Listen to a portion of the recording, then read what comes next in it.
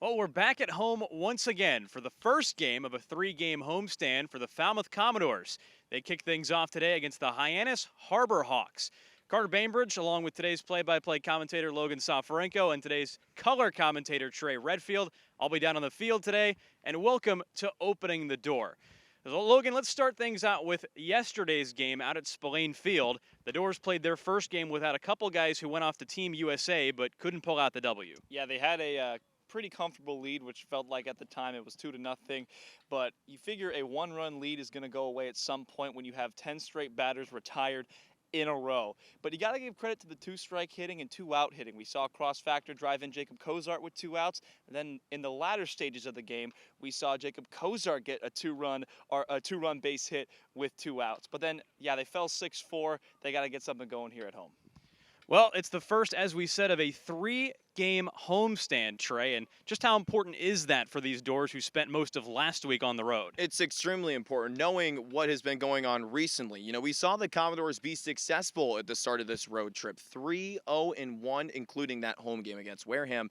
But also, there's the 3-game losing streak that Falmouth is currently on right now. Another doubleheader sweep happened in South Yarmouth against the Red Sox on Sunday, and then we know what happened last night in the 6-4 loss against Wareham. So it's extremely important for the Commodores, a chance for confidence to be boosted yet again here for Falmouth.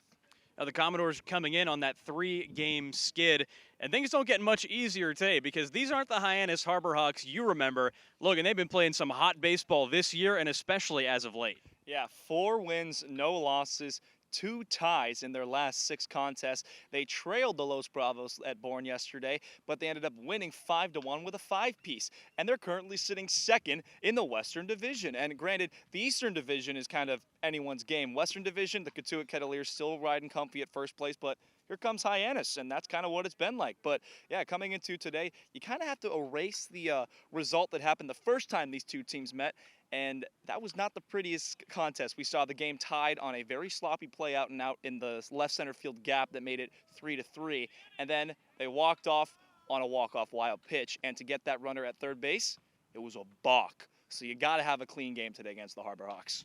The Dores certainly hoping for better luck than they had in that 4-3 road defeat out in Hyannis in the early part of the season.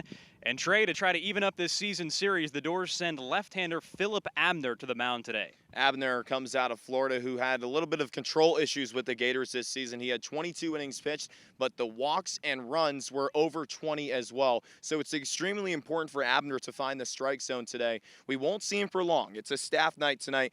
We'll see Abner for more likely than not, at most 3 innings, but that's really about it. Expect to see a lot of different pitchers today for the Commodores, but it starts with Abner, and he's got to get off to a good start. Well, you've got the stakes and you've got the pitching matchup today, but Trey, let's stick with you. Got anything for us today on Trey's takes? Any keys to the game? Yeah. Oh, we got stuff for Trey's takes, and it has to be annihilate with Abner. Philip Abner needs to take advantage of the innings that he has, get the Commodores off to a good start to put his offense into an opportunity where they can score some runs. And speak of the offense, got to get going with the top of the order. How about Alex Mooney and Colby Halter? Find ways for them to get on base. Mooney is one of, if not the best leadoff hitter that the CCBL has this season, finding ways to get aboard with bloops into right center field or moonshots out of the Gov or out of any ballpark that we've seen this season. And it's also important for Halter to get aboard, knowing he leads this team in stolen bases, and he's just a guy that's feisty. He plays the game so well. He's second in the league in batting average. So Halter and Mooney got to get going, and Abner has got to do his part as well on the mound. So the table setters and the starting pitcher, the key today for the Dores, who come in on a 3-game losing streak, trying to get manager Jeff Trundy's 500th career win out here on the Cape against a hot Hyannis Harbor Hawks squad. So tonight on the broadcast, you'll hear Logan Soforenko on play-by-play, Trey Redfield on color, and I'll be down on the field. This has been Carter Bainbridge, and this has been Opening the Door. We'll see you for first pitch soon.